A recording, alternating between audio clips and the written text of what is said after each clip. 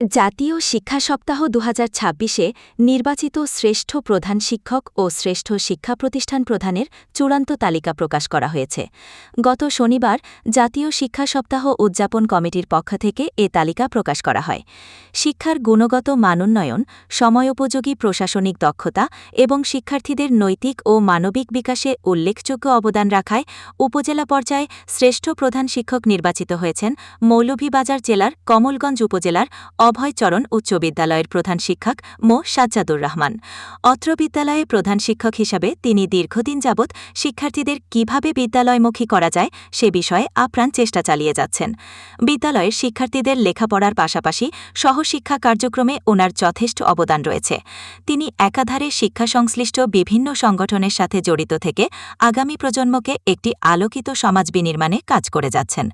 শ্রেষ্ঠ প্রধান শিক্ষক সম্মানটুকু ওনার পাওনা স্বরূপ উপজেলা প্রশাসন মূল্যায়ন করেছেন।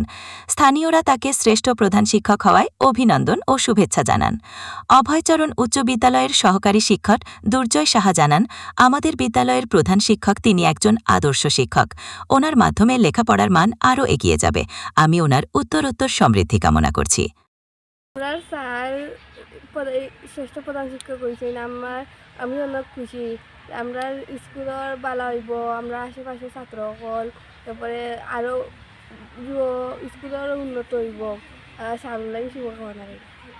আমি অবসর বিদ্যালয়ের একজন নবম শ্রেণীর একজন শিক্ষার্থী। আমাদের সূর্য স্যার একজন শ্রেষ্ঠ প্রধান শিক্ষক হয়েছেন, তাই আমরা অনেক আনন্দিত। আমরা চাই যে ওনার দ্বারা আমাদের স্কুল আরও এগিয়ে যাক এবং আমাদের স্কুলে আরও উন্নতি হোক। আমার সূর্য স্যারের জন্য অনেক শুভকামনা রইল। আসসালামু আলাইকুম। দুর্জয় সাহা, সহকারী শিক্ষক, অভয়চরণ উচ্চ বিদ্যালয়।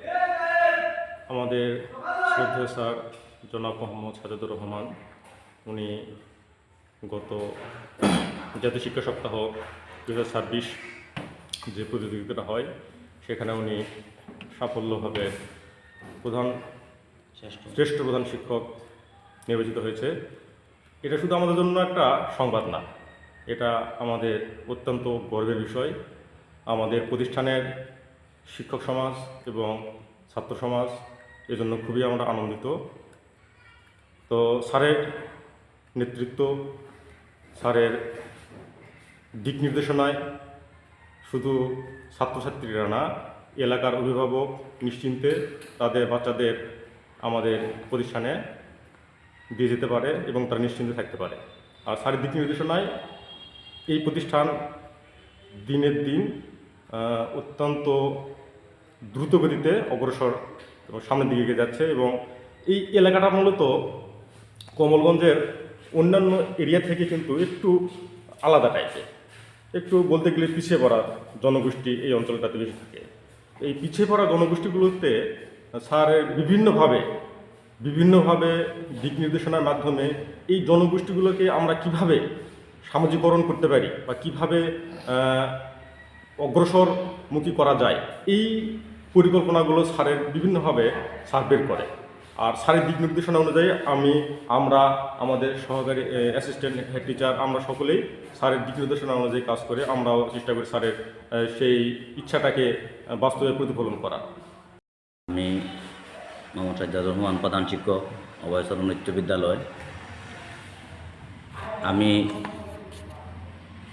এই বছর অর্থাৎ 2026 সালে জাতীয় শিক্ষা সপ্তাহ 2026 প্রতিযোগিতায় অংশগ্রহণ করি। গত 4/1/2026 তারিখে আমি এই প্রতিযোগিতায় আবেদন করি এবং এই আবেদনে অংশগ্রহণ করে আমি 13টা ক্রাইটেরিয়া উপরে আমাদের এই বিচারক মণ্ডলী তাদের এই নম্বর বন্টন করে।